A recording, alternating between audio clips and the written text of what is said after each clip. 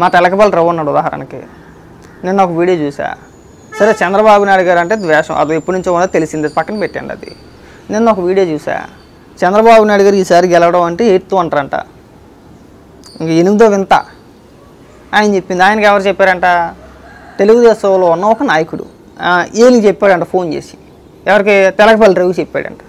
ఒకసారి వినిపిస్తున్నాను చూడండి ఏం మాట్లాడుతున్నాడు.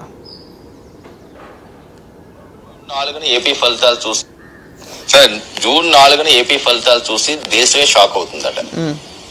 ఏంటి అంత కాన్ఫిడెన్స్? ఇంత టైట్ ఫైట్ అయిందని మనం అనుకుంటున్నాం. అంత ఈజీ కాదు, ఎవరు గెలిచినా చాలా కొద్దిగా మార్జిన్ తోటే ఈసారి గెలిచే ఛాన్స్ ఉంటుందని. కానీ ఇక్కడ అలా కనిపించట్లేదు. నేను ఈరోజు ఉదయం ఒక మిత్రుడితో మాట్లాడా, తెలుగుదేశంలో ఎప్పటి నుంచో ఉంటాడు. ఆయన చెప్పిన కొన్ని మీకు గతంలో చెప్పా, ఇంకో తర్వాత చెప్తానన్నా. చంద్రబాబు నాయుడు గెలిస్తే అది 8th వండర్ అవుతుందని ఆయన అన్నాడు. ఓకే, అది తెలుగుదేశం పార్టీలో ఉన్న ఒక మిత్రుడు, అంటే ఆయనకి మిత్రుడు. చంద్రబాబు నాయుడు గారు గెలిస్తే 8th వండర్ అంట. నాకు ఈ డౌట్ వచ్చి, నాకు ఎప్పటి నుంచో డౌట్ ఉంది. ఏంటి? తెలకపల్లి రవికి చంద్రబాబు నాయుడు గారు అంటే ఎందుకు ద్వేషం? ఎందుకు అలా రాలిపోతాడో? ఎందుకు అలా విషయం కక్కే ప్రయత్నం చేస్తాడో? చంద్రబాబు నాయుడు గారు అన్నా, ఆంధ్రప్రదేశ్ అన్నా ఒక రకంగా ఆంధ్రప్రదేశ్ డెవలప్మెంట్ అవుతుందంటే ఎందుకు కులిపోతారు ఎలా అని చెప్పేసి నాకు సందేహం కలిగింది.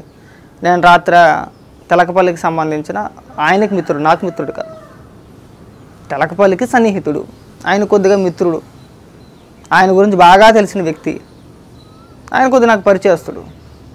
నేను ఆయనకి ఫోన్ చేసి సార్ ఏంటి సార్ తెలకపల్లి రవి గారు ఎలా అంటున్నారంటే, వదిలే అమ్మ అట్టగా మాట్లాడుతూ ఉంటాడు, కడుపు అంతా ఇష్టమే, ఏం ఉండదు, చంద్రబాబు నాయుడు గారు అంటే ద్వేషం, ఆయన పైన ఎప్పుడు విషయం కక్కతానికి చూస్తూ ఉంటాడు. ఎందుకు సార్ అలా? ఎందుకు అసలు? దానికి రీజన్ ఉండాలి కదా.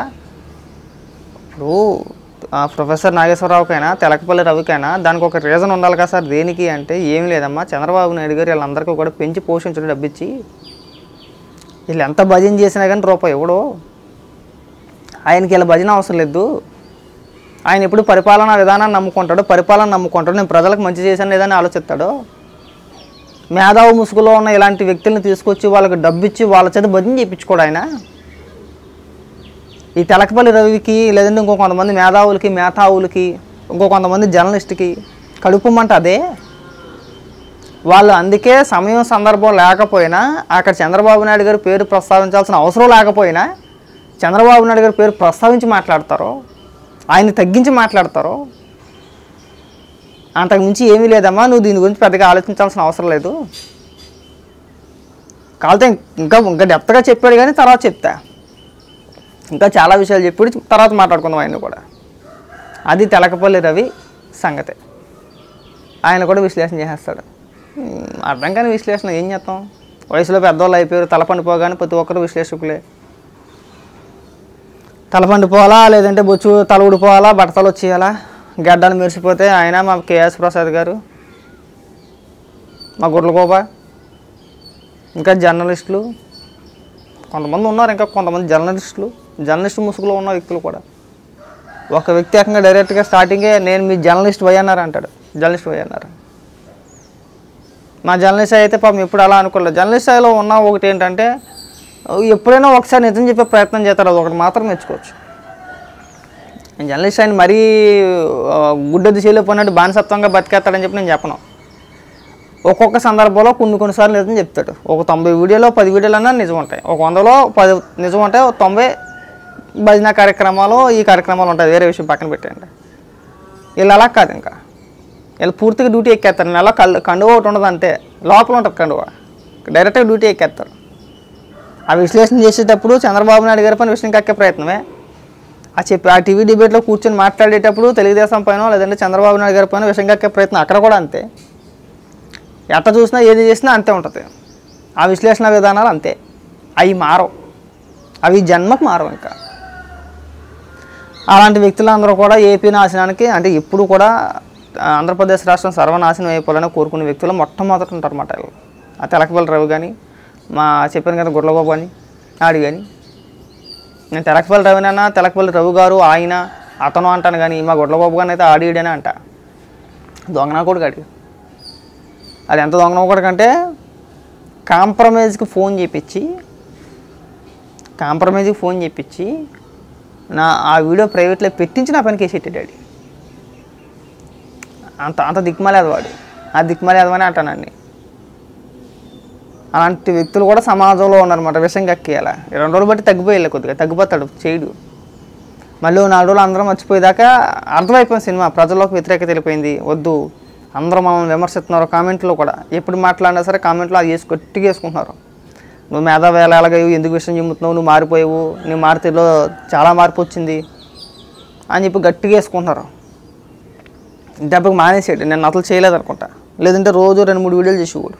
తెలుగుదేశం పార్టీ పని పడి రోజు 2-3 వీడియోలు చేసేవాడు. నిన్న మొన్న చేయలే, 2 రోజులు చేయలే. అర్థమైపోయింది మ్యాటర్. ఇంకా రోజుకి మనం దిగజారిపోతున్నాం, అది ప్రజలకు కూడా అర్థమైపోయింది.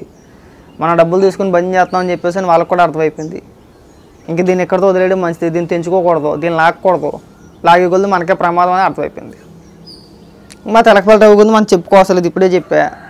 ఆయనకు సంబంధించిన, ఆయనకు సన్నిహితుడు, లేదంటే ఆయన గురించి బాగా తెలిసిన వ్యక్తి, నాకు బాగా పరిచయస్తుడు.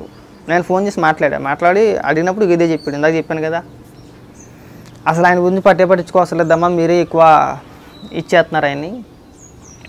అసలు ఇక్కడ ఎవడో పట్టించుకోరు, తెలంగాణలో అసలు పట్టించుకోరు వెళ్ళని. తెలంగాణలో వాళ్ళని పట్టించుకోరు కాబట్టికే వాళ్ళు ఆంధ్రప్రదేశ్ మీద పడి ఎడుతున్నారు వాళ్ళు. మా తెలంగాణ రాష్ట్ర రాజకీయ నాయకులు ఎవరు కూడా ఈ తెలకపల్లి రవినో లేదంటే ఆ గుడ్లగోపు గారినో వాళ్ళని పట్టించుకోరు. వాళ్ళు పట్టించుకోని మూలానే వాళ్ళు మీ గురించి మాట్లాడుతున్నారు.